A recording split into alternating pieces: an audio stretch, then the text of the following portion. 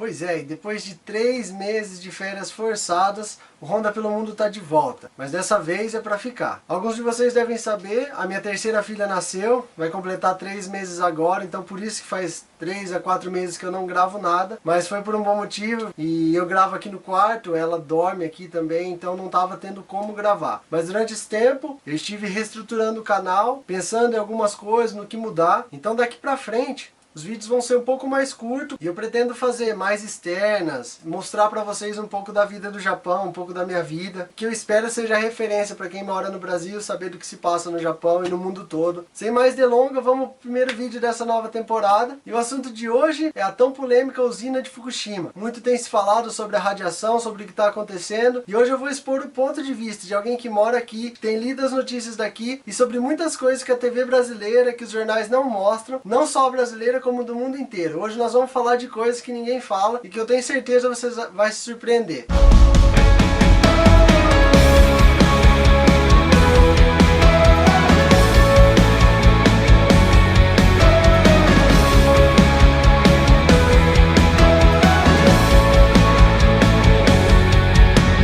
Bom, todo mundo sabe que quando houve o grande terremoto em março de 2011 aqui no Japão, logo em seguida teve um tsunami.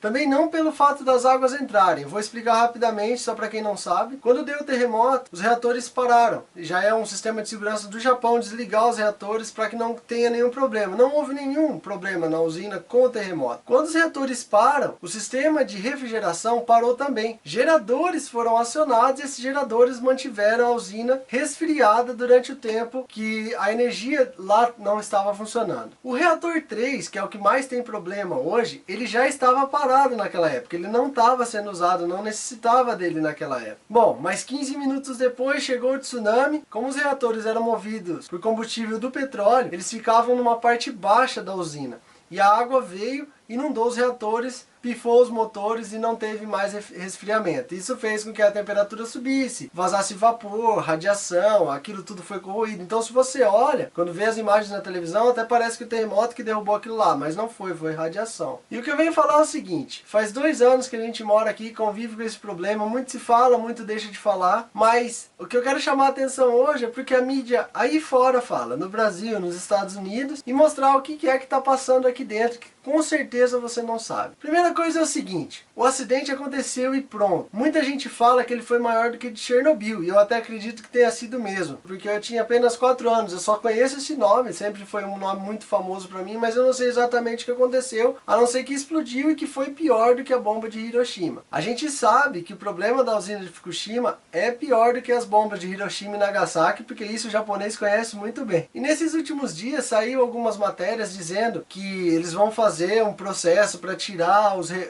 os núcleos de lá de dentro e tal, para parar com essa contaminação, para esvaziar aquela água. E um cientista, se não me engano, americano, um físico, disse que era um problema muito terrível, porque se aquilo pegasse fogo e explodisse, contaminaria o mundo inteiro, todo mundo poderia morrer. E dizendo que o governo japonês e a Tokyo Denryo, que é a empresa responsável pelos reatores, elas não têm tecnologia para isso, e que se não for bem sucedido isso, o mundo pode estar condenado através dessa ação. Mas aí entra o que eu quero falar. Talvez o que vocês não saibam é como é que o governo americano e o governo brasileiro agiram com tudo isso. Logo em seguida do terremoto, houve já o acidente nuclear. O governo americano montou um stand no aeroporto de Narita, acolhendo os americanos e dizendo para que eles fossem embora o mais rápido possível. Ou seja, eles tiraram todo mundo e proibiram que voos dos Estados Unidos viessem para cá. Muitas pessoas, inclusive, que estudavam nos Estados Unidos e quiseram vir para dar o seu apoio às pessoas daqui, para trabalhar como voluntários, foram proibidos de sair dos Estados Unidos e virem para cá. A segunda coisa é o governo brasileiro. Logo depois do acidente, começaram medidas preventivas, porque talvez você não saiba, mas durante 10 anos, o Japão corre o risco de ser atingido por um novo terremoto com tsunami, como aquele, que é uma réplica do terremoto que teve. Então o governo japonês, se preocupando porque aconteça maiores ainda catástrofes, está fazendo de tudo para que isso não venha acontecer. Então começaram a construir barreiras ao redor das usinas nucleares no Japão, inclusive da de Fukushima, para que se um novo tsunami vier, isso não venha acarretar no problema que foi dessa vez. E obviamente a radiação naquela área próxima a Fukushima é muito grande. Com isso, os salários pagos para lá são equivalentes a 3 vezes e meia o que se ganha num dia. Um dia de trabalho em Fukushima equivale a 3 dias de trabalho em qualquer outro lugar do Japão onde se pague bem. E muitos brasileiros se candidataram, mas tinha alguns pré-requisitos para isso. Por causa da radiação, você só pode trabalhar 2 horas por dia, por esses 30 mil ienes, que são 3 vezes mais do que qualquer outro salário. Só 2 horas por dia, mais de 40 anos, e teria que ficar morando para lá, e no máximo 4 meses de serviço. Depois disso você teria que voltar e não poderia mais durante um ano para que essa radiação saísse do seu corpo. Muitos brasileiros que já têm mais de 40 anos e que a radiação não poderia causar muitos problemas neles,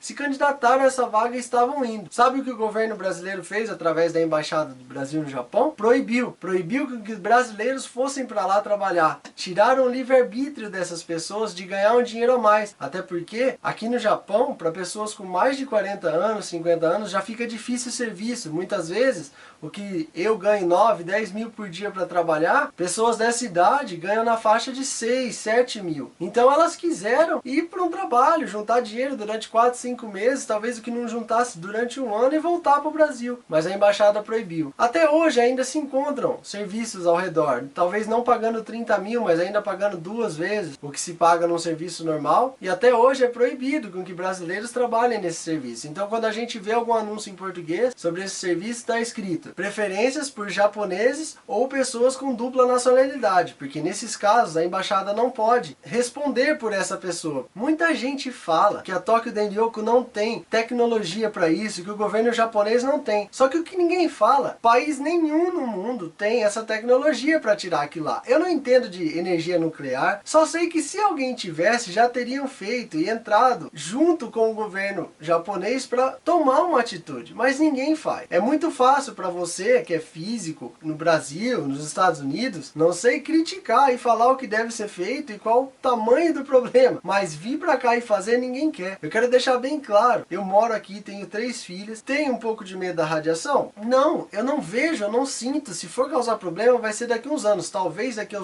uns anos eu me arrependa disso que eu estou falando, mas por enquanto eu não vejo, eu não sinto isso atingindo o meu corpo. O governo japonês, o cidadão japonês, em específico as pessoas que trabalham na usina, de vez em quando nós ouvimos no noticiário que uma pessoa foi contaminada, que pegou água nela, ela recebeu 100 vezes mais do que deveria ter recebido de radiação, mas eles continuam persistentes. Aposentados japoneses que já trabalharam na usina, que estão com 60, 70 anos, não precisam mais trabalhar, japoneses se ofereceram para ajudar o país e irem trabalhar na usina no lugar das pessoas novas que estão lá. Então são coisas que jamais nós veríamos no Brasil ou até mesmo nos Estados Unidos. Aqui o cidadão honra o país e luta por ele realmente até a morte, como eram os kamikazes. Então é só isso que eu queria deixar para vocês. Muito se ouve, muito se fala porque essa radiação está chegando aqui, porque essa radiação está matando os peixes. Eu moro aqui. Tem peixe no mercado, a gente come, existem peixes defeituosos, aparece no jornal, o governo fala sobre isso, só que eles fazem o que está ao alcance. A radiação está aí, já foi feita, vai falar agora que vai parar com a energia nuclear, de que jeito? É de se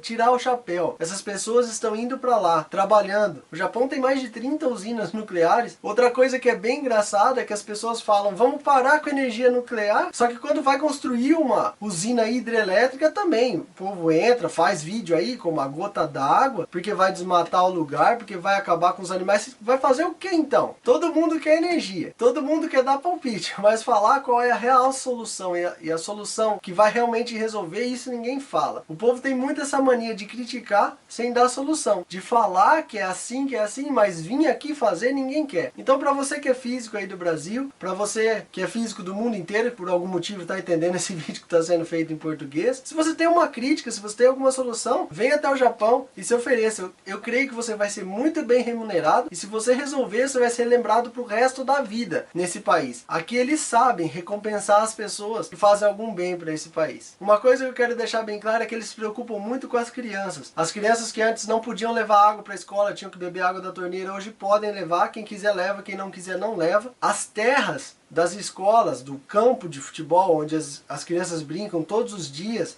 no intervalo das aulas, elas estão sendo trocadas nos estados próximos. Eu moro a 3 estados de Fukushima e aqui na escola da minha filha já foi trocada toda a terra, porque foi contaminada com chuva. Aqui no parque perto de casa também eles tiraram toda a grama, toda a terra tiraram e está sendo colocada nova. A água tem vazado da usina, tem vazado para o mar, tem vazado para a terra, tem vazado em todo lugar. O Japão passa muito tufão durante o ano, nós já estamos no número 29 aqui esse ano, e no número 26 que passou agora e veio devastando, choveu demais, transbordou parece que 40 toneladas de água radioativa dos tambores onde estão sendo colocados. Então, o problema de radiação existe sim. E você que mora aí do outro lado do mundo e critica, pode saber, tá chegando muito pouco para você. Eu também ouvi um físico brasileiro falando que o melhor lugar para essa água vazar era para o mar, que lá ela se diluiria muito rápido, porque olha a quantidade de água que tem no mar para a quantidade que estaria vazando. Então não fica se preocupando com esses gráficos, com esse negócio de radioatividade não. Até porque se amanhã depois der uma guerra e os Estados Unidos precisarem, eles vão soltar uma bomba atômica aí no seu país, aí no Brasil ou em qualquer país do mundo. Porque foi assim quando eles perderam Pearl Harbor na Segunda Guerra Mundial e fizeram com Hiroshima e Nagasaki. Foram duas bombas, para quem não sabe, não foi uma só. Então é isso, eu só queria deixar essa mensagem para vocês,